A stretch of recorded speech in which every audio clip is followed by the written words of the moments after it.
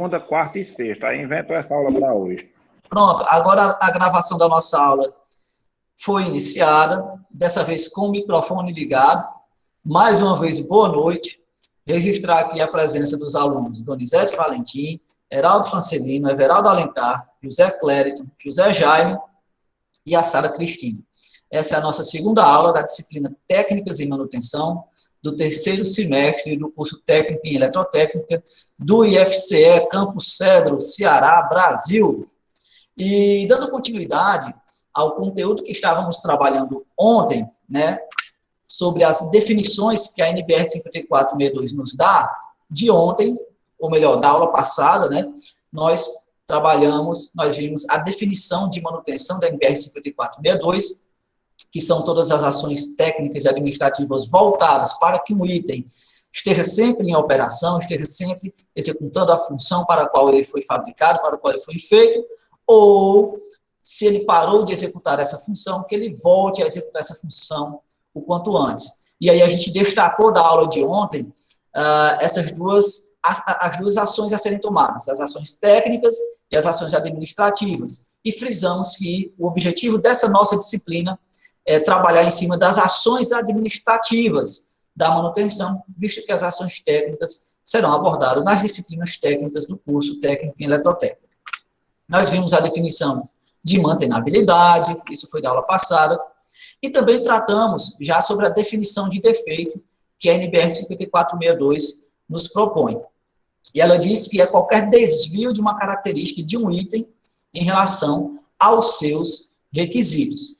E vimos também que um defeito pode ou não afetar a capacidade deste item desempenhar a função requerida. E da aula passada a gente deu alguns exemplos de alguns itens que tinham alguns defeitos acessórios, mas que não eram defeitos essenciais para impedir o funcionamento destes itens que nós exemplificamos na aula passada. Na aula passada também nós vimos alguns exemplos, alguns tipos de defeitos que a NBR 5462 nos traz.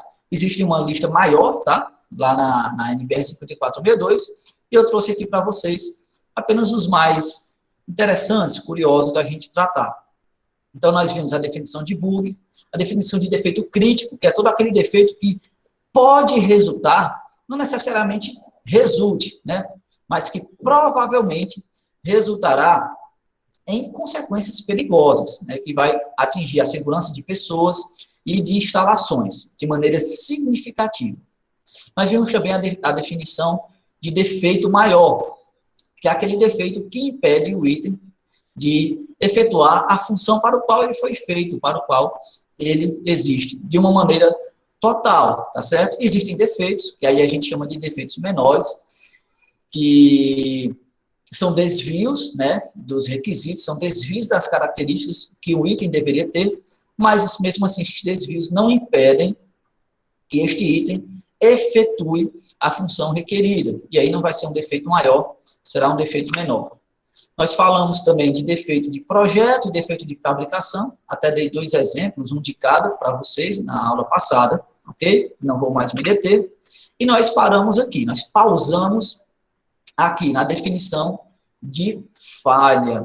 De acordo com a NBR 5462, falha é o término da capacidade de um item desempenhar a função requerida.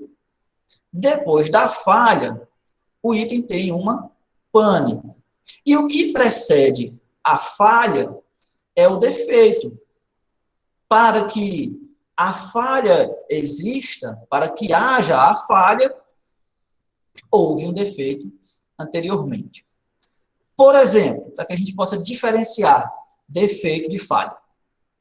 Eu dei um exemplo na aula passada que um carro que está com o seu freio defeituoso, eu dei até o exemplo dizendo que isso é um defeito crítico, que pode ocasionar, pode ter consequências danosas, consequências gravíssimas. Mas o simples fato de um carro estar com defeito nos freios não me leva ainda à situação de falha nos freios. Vocês ficam se perguntando, como assim, professor? Como é que o freio está com defeito e ele não falha? Depende. Suponhamos que eu saia em um carro que está com defeito no freio, tá certo? Quando é que eu vou precisar do freio? Geralmente quando eu precisar parar, ou descer uma ladeira, ou eu tenho a intenção de reduzir a velocidade. Enquanto eu não preciso do freio, não há falha nos freios, apesar de eles estarem com defeito. Por quê? Porque os freios não foram solicitados.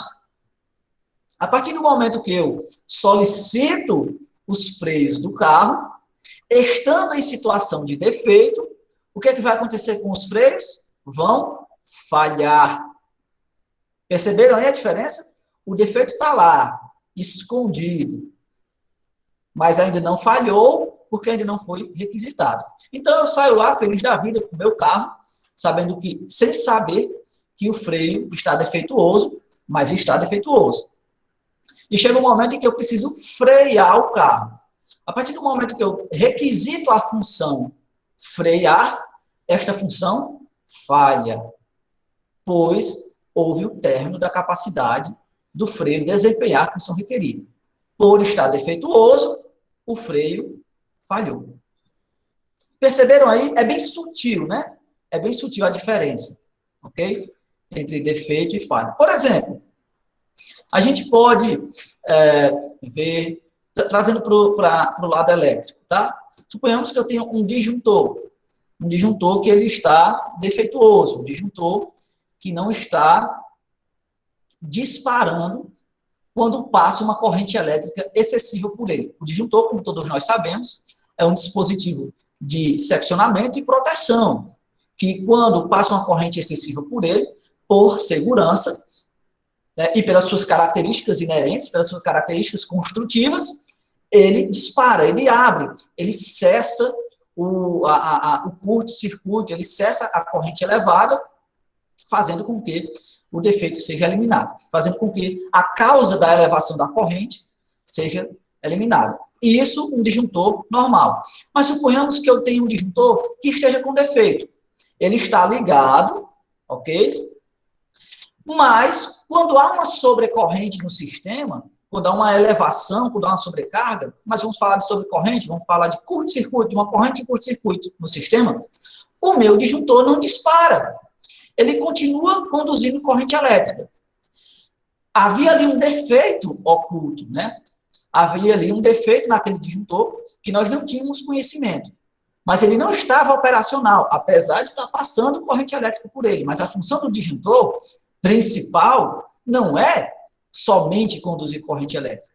É, ainda mais do que isso, disparar quando há uma corrente de curto-circuito. E aí, nesse exemplo que eu estou dando, né, houve uma corrente de curto-circuito naquele meu disjuntor que estava defeituoso. A corrente de curto-circuito passou pelo disjuntor, ele não operou, ele não disparou, ele não abriu, e a minha instalação sofreu as consequências dessa elevação de corrente. Pegou fogo lá, a instalação pegou fogo, o disjuntor pegou fogo e não disparou. O que foi que aconteceu com esse disjuntor? Ele falhou. Percebem aí, mais uma vez, a diferença de defeito para falha? O defeito está lá caladinho, escondido. A gente não sabe. Quando é necessário, quando a gente precisa da função requerida, o equipamento não desempenha, porque ele perdeu essa capacidade, por causa do defeito. E aí falhou. Tá certo? E aí eu espero que esses dois exemplos sirvam para nos ajudar a diferenciar, né, defeito de falha. E assim como existem aqueles tipos de defeito que eu falei para vocês, também existem os tipos de falha, e a filosofia, o raciocínio é o mesmo.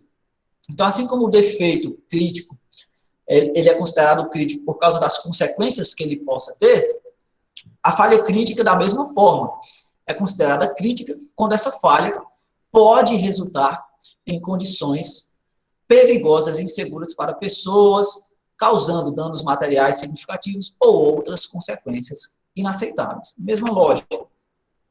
Existem outros tipos de falha também definidas na NBR 5462. Por exemplo, falha por uso incorreto. É a falha devida a aplicação de solicitações além dos limites especificados ou a erros de instalação ou operação. Por exemplo, há um equipamento utilizado para operação de abertura e fechamento de chaves fusíveis, de chaves seccionadoras, quando estas chaves estão operando em carga ou com a carga elevada. O que é que acontece se eu abrir uma chave fusível ou uma chave seccionadora em carga? Vai haver a formação de um arco elétrico, ok? Um arco voltaico, devido à presença de carga naquele circuito que foi aberto repentinamente. Tá? Essa abertura repentinamente provoca a ionização do ar entre estes contatos. Este ar ionizado perde a sua característica isolante, passando a conduzir corrente elétrica e liberando uma quantidade enorme de luz e calor. Isso é a nossa definição de arco elétrico.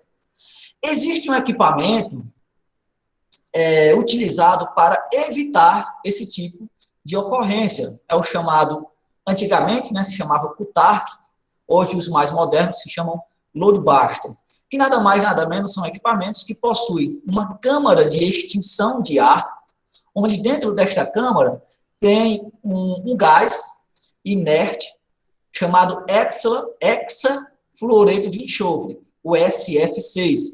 E esse gás inerte não permite a formação de arco elétrico. Por que eu estou fazendo esse arrudeio todo? Bom, mesmo estes equipamentos, eles são fabricados, eles são projetados para atuarem de acordo com a quantidade pré-determinada de operações. Tanto é que estes equipamentos têm até um contadorzinho, um contador de operações. Toda vez que ele faz uma operação de abertura de uma chave ou de qualquer outro equipamento ou instrumento, ele conta, ele faz uma contagem. E aí suponhamos que ele foi construído, que ele foi projetado para operar até 1000 operações, ok? Até 1000 operações. Só que o cara que está utilizando este equipamento não se atenta para essa contagem. O contadorzinho lá deu 1000 e o cara continuou utilizando. 1001, 1002, 1003, 1004. Quando ele chegou lá na 1100, que ele foi utilizar o loadbuster explode lá na cara dele, explode lá em cima, tá certo? Por causa de uma formação de um arco elétrico. Isso aconteceu por quê? Por uma falha, por uso incorreto. O equipamento não tinha sequer defeito, na verdade, ele não estava sendo utilizado adequadamente, ok? Então, ultrapassou-se aquela contagem de uso para o qual ele foi fabricado e acabou falhando. Ele não conseguiu conter, não conseguiu deter o arco elétrico, que foi para o qual ele foi fabricado, ok? Isso é um exemplo de falha por uso incorreto. Vocês poderiam até mesmo citar para mim mais alguns exemplos aí de falha por uso incorreto. Fiquem à vontade, viu? Para dar algum exemplo. Vou repetir, falha devida à aplicação de solicitações além dos limites especificados ou a erros de instalação ou operação. Por exemplo, vamos supor um elevador que tenha capacidade para 10 pessoas, tá certo? E aí eu coloco nesse elevador 50 pessoas. Esse elevador vem a cair ou não sobe e falha, essa é a palavra.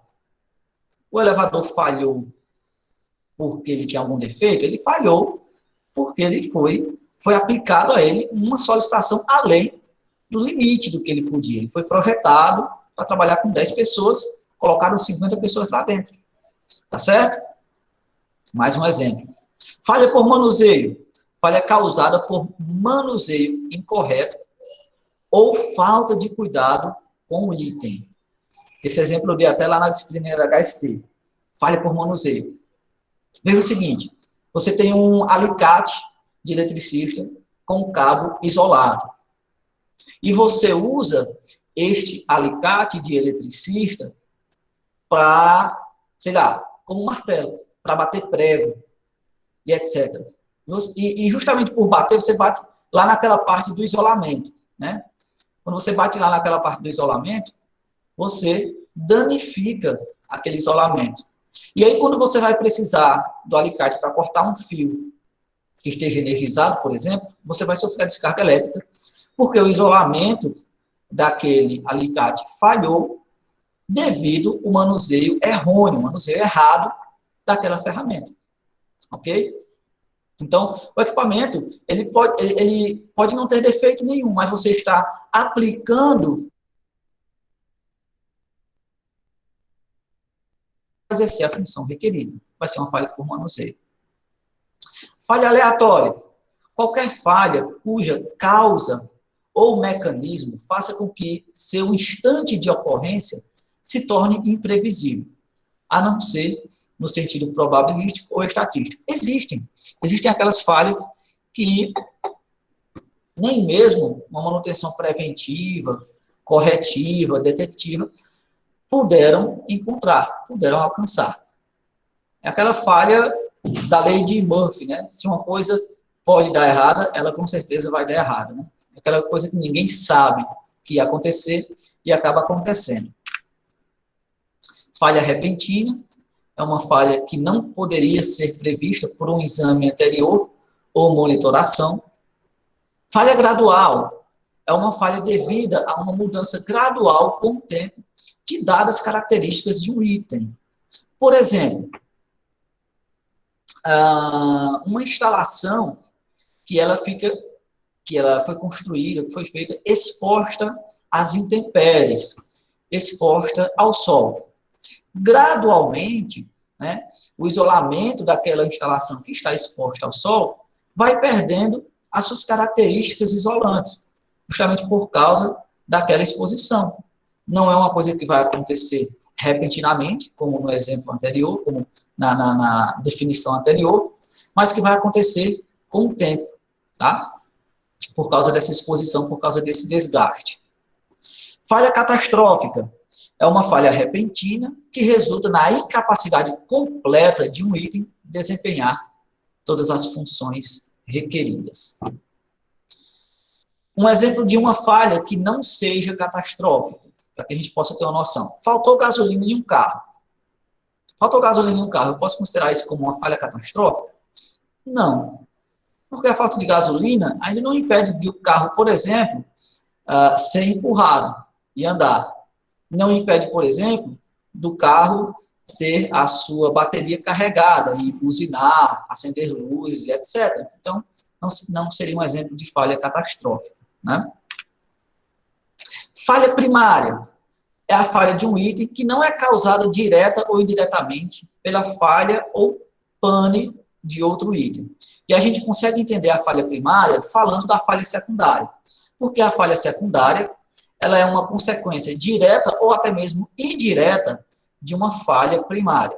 Por exemplo, imaginem uma engrenagem em um determinado mecanismo que rachou, que perdeu um dente, alguma coisa assim, tá certo? Uma engrenagem, ela é feita, ela é fabricada, é construída para estar, obviamente, entrando em contato com outras engrenagens, com outros mecanismos. Então, se uma engrenagem tem uma falha de um dente que se quebrou, e essa engrenagem está em contato com outra, mais cedo ou mais tarde, esse dente vai fazer falta na outra engrenagem. Vai ocasionar algum arranhão, alguma outra falha na segunda engrenagem e que ela está concatenada, que ela está acoplada. Então, a gente diz que a falha que aconteceu nessa primeira engrenagem, que se originou nessa engrenagem, é uma falha primária, e a que resultou na segunda engrenagem é uma falha secundária. Causa de falha são as circunstâncias relativas ao projeto, fabricação ou uso que conduzem a uma falha. É o motivo da falha, que foi que ocasionou, né?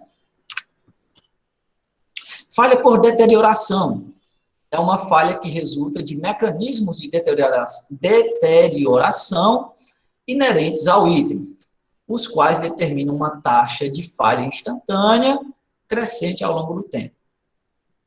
Falha parcial é uma falha que resulta na incapacidade do item desempenhar algumas, mas não todas as funções requeridas. E a falha completa é bem semelhante a uma falha catastrófica, que se caracteriza pelo fato de o item não conseguir desempenhar nenhuma das funções requeridas. Não se espantem, não se assustem com todas estas quantidades de falha. Ninguém precisa de decorar isso daqui, tá? Trago para vocês, para que vocês saibam que existem todas essas definições.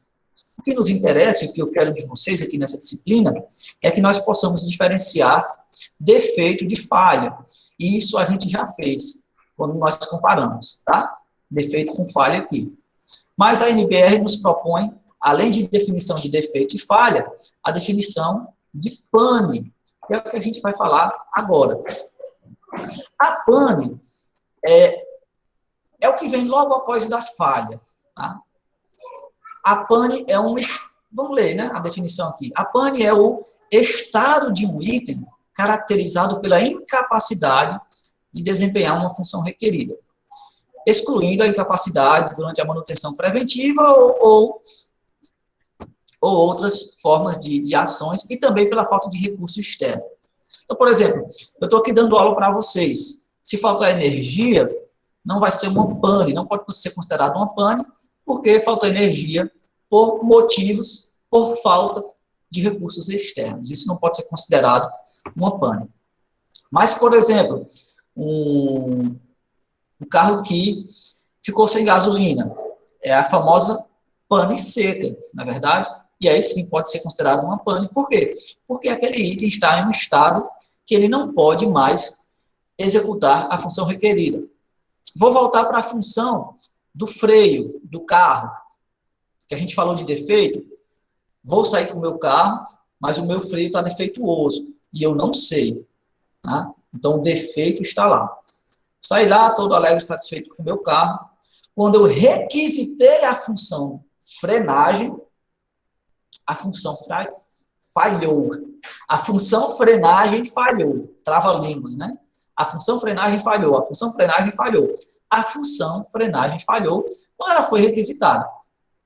Então, houve uma falha nos freios, que estavam com defeito. E a partir do momento que a função frenagem foi solicitada e falhou, os meus freios entraram em estado de pane. Percebem aí agora a diferença de defeito, falha e pane?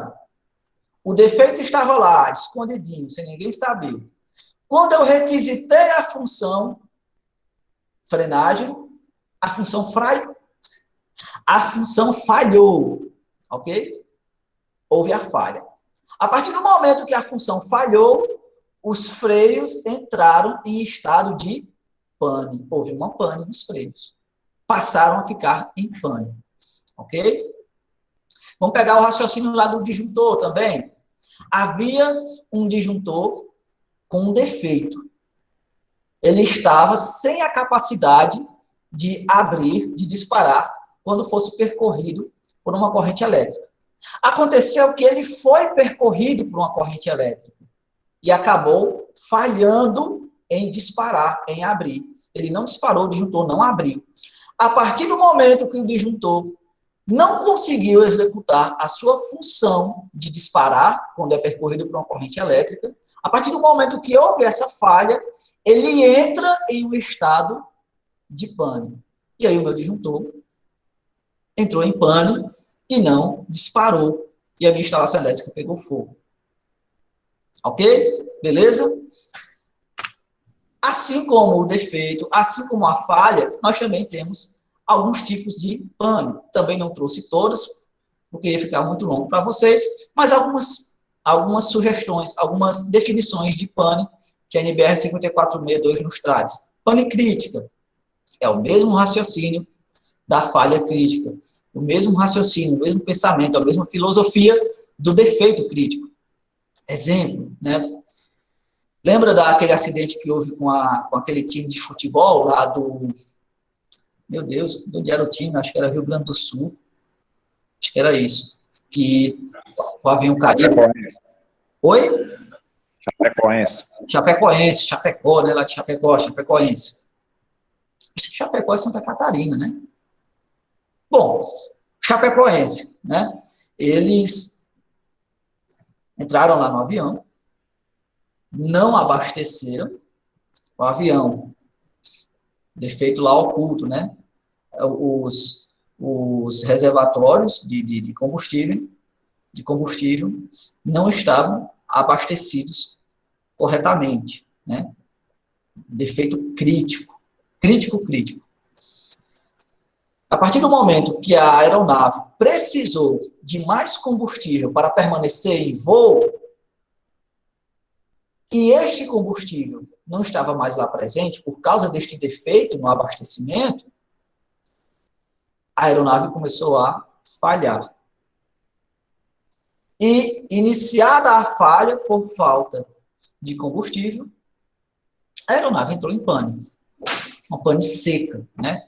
Que, inclusive, essa pane seca gera como consequência muitas outras panes na aeronave, né? Que aí faltou combustível, falta também com que eles produzam energia elétrica para manter os equipamentos elétricos da aeronave em funcionamento, etc. Enfim, né? Uma pane crítica, que teve como consequência, como resultado, condições gravíssimas, resultados, inclusive, em mortes, né? Pane maior é a pane que afeta uma função considerada de maior importância. E é isto, essa é a nossa definição de pane, né? O que eu trago aqui para vocês. Essa definição e esses tipos, tá? Defeito, falha e pane. A NBR também traz para a gente a definição de erro. E ela afirma que o erro é a diferença entre um valor ou uma condição observada ou medida e a correspondente condição ou valor verdadeiro especificado ou teórico. Um erro pode ser causado por um item em pane. Por exemplo, um erro de cálculo feito por um computador em pane. Ou, por exemplo, o erro de cálculo feito por um piloto de aeronave que estava muito apressado para chegar e não queria parar para abastecer e achou que aquele combustível seria suficiente para chegar ao destino. Outro exemplo de erro, um eletrotécnico, por exemplo, que projetou um condutor elétrico para uma determinada instalação com uma bitola bem menor do que ele deveria ter. E aí, quando se ligou a carga desta instalação a este condutor, que era fino demais, esta carga solicitou bastante corrente do sistema. Essa corrente elevada, passando por um condutor relativamente fino, provocou um aquecimento, e esse aquecimento fez com que as proteções relacionadas a esta rede fossem disparadas e a instalação elétrica ficasse desabastecida, sem energia elétrica. Ok? Exemplos aí de erros que podem acontecer. Aí nós temos o erro técnico e o erro humano, né? Erro humano é um erro resultante da ação humana que produz um resultado diferente daquele que se pretendia ou que se deveria obter. Bom, eu não vou focar muito no erro, mas vocês viram que a gente focou um pouquinho, né, nessa aula de hoje, no defeito, na falha e na pane. Eu estou focando porque também, depois dessa nossa aulinha, vai estar disponível para vocês uma pequena atividadezinha avaliativa, onde a gente vai revisar os conceitos da primeira aula e também os conceitos vistos na aula de hoje, tá? E aí, na aula de hoje, nós trabalhamos principalmente os conceitos de defeito, falha e pane, e eu coloco os três aqui, um do lado do outro, para que nós possamos comparar. Então, defeito é qualquer desvio de uma característica de um item em relação aos seus requisitos. Existiu esse desvio, o defeito está lá, o defeito já existe, tá? Agora, quando eu vou requisitar esta característica que está defeituosa, ocorre a falha, pois a falha é o término da capacidade de um item desempenhar a função requerida. E a partir do momento que ocorre a falha, este meu item entra em um estado de pane, pois ele está em um estado de incapacidade de desempenhar a função requerida. Ok? Então, estão aí os três senhores de efeito falha e pane, um de frente para o outro, tá? Para que a gente possa ter essa definição, essa diferenciação entre cada um. Próximo tema. Eu quero trabalhar agora com vocês os estados de um item. Deixa eu ver em quanto tempo aqui já vai essa nossa aula. Não ativei meu cronômetro, para a gente medir aqui. Mas já vai próximo de 30 minutos, 35 minutinhos de aula. São 7h41 aqui no nosso relógio. Vocês têm aula agora às 8 horas. Eu acredito que em nesses 20 minutos restantes eu consigo concluir esse conteúdo. A gente ir adiantando, tá certo? Então, vamos falar agora de estados de um item. Também conteúdo retirado da nossa NBR 5462. A NBR 5462 nos traz vários tipos de estados de item, mas eu quero frisar estes em negrito que aqui estão, que aqui estão apresentados. 1, 2, 3, 4, 5, 6, 7, 8 estados de um item. Primeiro estado de um item. Estado de operação. É bem simples, né? E autoexplicativo. Um item está em estado de operação quando ele está operando, quando ele está funcionando. Eu posso dizer para vocês, por exemplo, neste momento, que tem um ventilador do meu lado em estado de operação. Está sendo muito necessário, graças a Deus. Tá certo? Eu posso dizer para vocês nesse momento que o celular de vocês está em estado de operação. Eu posso dizer também nesse momento que a lâmpada aqui da minha sala está em estado de operação. Ok? Estado de prontidão. É um estado de um item que está disponível, mas não em operação, durante o tempo requerido. Certo? Exemplo de estado de prontidão. Eu estou aqui na sala da minha casa, dando aula para vocês, mas ali na cozinha da minha casa, eu tenho uma lâmpada que está apagada. E essa lâmpada está apagada, mas ela está em estado de prontidão. Por quê? Porque ela não tem defeito nenhum. Tá certo? A partir do momento que eu chegar aqui na cozinha da minha casa e acionar o interruptor dessa lâmpada, ela vai estar em funcionamento, ela vai operar normalmente, ela vai passar a estar em estado de operação. Então, ela está disponível para que eu possa utilizá-la a qualquer momento. Ela está em estado de prontidão. E por que ela está em estado de prontidão? Porque ela está também disponível durante o tempo requerido. E qual é o tempo requerido para a utilização de uma lâmpada? Ora, durante a noite, quando está escuro, tá certo? Durante o dia, esta lâmpada, para mim, não é necessária.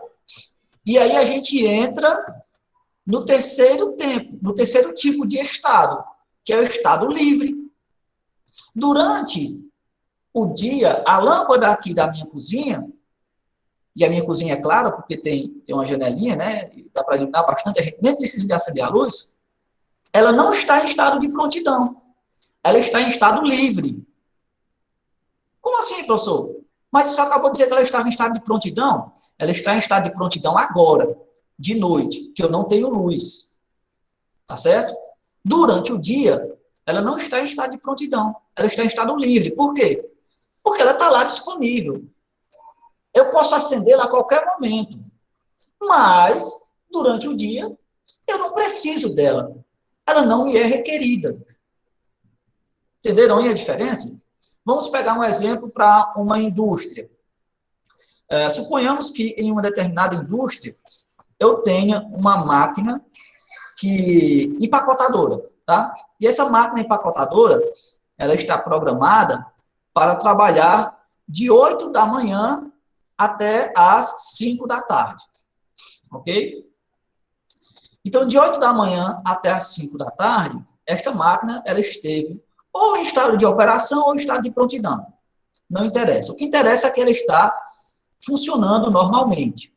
Ela está desempenhando as suas funções normalmente, tá? De 8 da manhã às 5 horas da tarde. De 5 horas da tarde de um dia até as 8 horas da manhã do outro dia, esta máquina ela vai estar livre. porque ela está lá disponível, ela não está com defeito nenhum, está funcionando normalmente, só que de 5 horas da tarde até as 8 horas da manhã do outro dia, eu não estou precisando dessa máquina. Ela não está sendo requerida, ela está livre. Livre, inclusive, para que eu possa fazer uma manutenção, por exemplo. Para que eu possa trocar um óleo, para que eu possa trocar uma correia, para que eu possa fazer algum aperto em algum parafuso, porca, etc. Ok? Então, ela está em estado livre. Repetindo, estado livre, estado de um item que está disponível, mas não está em operação durante um tempo não requerido. Ok, pessoal? Tá claro? Se não tiver claro, por favor, perguntem, tá bom? Estado de incapacidade. É o estado de um item caracterizado por sua incapacidade de desempenhar a função requerida por qualquer razão. Vou usar novamente o exemplo da lâmpada aqui da minha cozinha. Suponhamos que a lâmpada da minha cozinha esteja queimada. Aí não tem jeito. Pode ser de dia, pode ser de noite, pode ser de tarde, pode ser de madrugada. Qual é o estado desta lâmpada? É um estado de incapacidade, pois ela está defeituosa, ela está queimada, e por mais que eu ligue, desligue, acione e desacione lá o interruptor que acionaria a minha lâmpada, ela não acende. Então, ela está em um estado de incapacidade. Ok? Por qualquer razão que seja. Percebam a diferença de estado de incapacidade para estado de prontidão. Estado de prontidão, o equipamento, o item, ele não está em operação. Ele não está em funcionamento. Mas ele está pronto para funcionar assim que for necessário. Ele não tem defeito nenhum. Já a incapacidade, não. Ele não está em funcionamento, tá certo? E se vier a ser requerido, o seu funcionamento não vai conseguir, porque ele está incapaz de executar a função requerida. E aí, dentro do estado de incapacidade, nós temos a classificação de estado de incapacidade por razões externas. É o estado de um item disponível que se acha em estado de incapacidade por falta de recursos externos ou por estarem sendo executadas ações planejadas que não de manutenção. Vou voltar aqui para o exemplo da lâmpada, né? O primeiro exemplo que eu dei para vocês da lâmpada aqui da cozinha da minha casa é que ela estava em estado de prontidão. Ela estava sem nenhum defeito, mas não estava em estado de operação porque não estava sendo necessário. Não tem, tá de noite. Mas não tem ninguém lá na cozinha, não preciso que essa luz fique acesa. Deixo ela lá de prontidão, porque ela não tem defeito nenhum, e assim que precisar, vou lá e acendo. O outro exemplo foi da luz queimada. Estando queimada, ela está em um estado de incapacidade. Agora, vamos para outra situação. A minha lâmpada, ela está 100% operacional. Não tem defeito nenhum. Mas, por causa de um curto-circuito em outro sistema, em outro circuito, ao qual esta lâmpada também está conectada, né? Houve um curto-circuito no banheiro. E o circuito do banheiro é o mesmo que alimenta o circuito da cozinha. E aí o disjuntor disparou. E eu fui acender a minha lâmpada. Quando eu fui acender a minha lâmpada, ela não estava acendendo. Por quê? Porque o disjuntor que abastece, que alimenta esse circuito, disparou. Por causa de um defeito em outro item, que não a lâmpada. Então, esta lâmpada está incapaz de acender? Sim, esta lâmpada está incapaz de acender. Por razões externas. Por razões que não dizem respeito ao item em questão, no caso, a lâmpada. Mas, de qualquer maneira, claro, ela vai estar em estado de incapacidade. Nesse caso, estado de incapacidade por razões externas. Ok? Tranquilo? Beleza? Entendido? Vamos para a próxima definição de estado de um item. Estado de indisponibilidade. É o estado de um item caracterizado por uma pane ou por uma eventual incapacidade de desempenhar uma função requerida durante a manutenção preventiva. Então, veja o seguinte, este item, não está podendo ser utilizado porque ele está passando por uma manutenção, tá certo? Exemplo, eu vou em uma subestação dar manutenção em um disjuntor de média tensão, ok? E aí, para dar manutenção nesse disjuntor de média tensão, por exemplo, para trocar o óleo desse disjuntor, escovar os contatos, trocar o gás, etc., desse disjuntor de média tensão, eu não tenho como fazer esse serviço com o disjuntor ligado. Como é que eu vou dar manutenção do disjuntor de média tensão com o disjuntor ligado? É impossível, não dá para fazer, né? Então, eu preciso de desligar esse disjuntor. E, claro, a partir do momento que eu secciono o trecho lá, desenergizo esse disjuntor, obviamente, esse disjuntor vai estar em um estado de indisponibilidade, ok? Não é incapacidade, tá certo? É de indisponibilidade. Por quê? Ele está lá funcionando normalmente. Eu estou parando o disjuntor de uma maneira programada, de uma maneira preventiva, para dar manutenção dele. Mas não porque ele deu defeito, não porque ele ficou defeituoso. E aí, naquele momento, aquele item, no caso do disjuntor que eu estou utilizando como exemplo, está indisponível para uso. A sua função de disjuntor não vai ser executada porque ele está indisponível, porque ele está passando por manutenção. Ok? Beleza? Estado de ocupação. Ele é bem semelhante com o estado de operação. O estado de ocupação é o estado de um item que está desempenhando uma função requerida para um usuário e que, por esta razão, não pode ser utilizado por outros. Exemplo, o celular de vocês. O celular de vocês está em estado de ocupação. Vocês estão utilizando uma máquina, um celular, e o usuário é vocês. Então, não tem como outra pessoa utilizar, porque já tem um usuário, no caso você, utilizando este item. Estado crítico. É o estado de um item que provavelmente resultará em condições perigosas e inseguras para pessoas, perdas materiais significativas ou outras consequências danosas. E aí eu trago essa imagenzinha aqui para vocês, da NBR 5462, relacionadas aos estados de um item. Existem duas grandes divisões, tá, dos estados de um item. Ou este item está disponível, ou ele está indisponível. Em resumo, só essas duas situações, tá? Ou está disponível ou está indisponível. E aí, dentro da disponibilidade e da indisponibilidade, existem os tipos, né, de estados ainda dentro dessas duas classificações. Então, quando é que o item está disponível?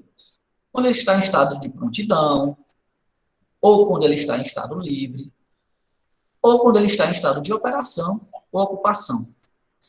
Ou ainda, ele está disponível quando ele está em um estado de incapacidade por razões externas, tá bom? Exemplo, a lâmpada, né, que não está acendendo por causa de uma falta de energia. O item lâmpada não tem defeito nenhum. Ele só não está acendendo porque não tem energia. Mas ele está lá disponível para acender. É só botar energia que ele acende. Então, mesmo estando em um estado de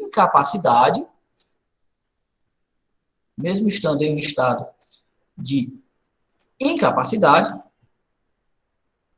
este item ainda pode ser considerado em um estado de disponibilidade. Ok? E aí, dentro do estado de indisponibilidade, nós temos o estado de indisponibilidade mesmo, propriamente dito, como a gente falou. Ou por estar indisponível por uma manutenção, ou por estar indisponível por estar em pano. Ok, pessoal? Beleza? Essa figurinha é bem interessante. E se a gente tivesse uma provinha escrita, com certeza seria objeto de avaliação. Mas como nós não temos, pode ter certeza que vai ter uma questãozinha para vocês responderem em outra avaliaçãozinha que a gente faz aí pelo Google Sala de Aula, tá certo? E aí, eu quero encerrar por hoje o conteúdo com vocês. Lembrando que, para que a gente possa iniciar a nossa aula 3, eu gostaria imensamente que vocês assistissem este vídeo aqui, que vai ficar disponível para vocês no Google Sala de Aula assim que eu encerrar esta aula.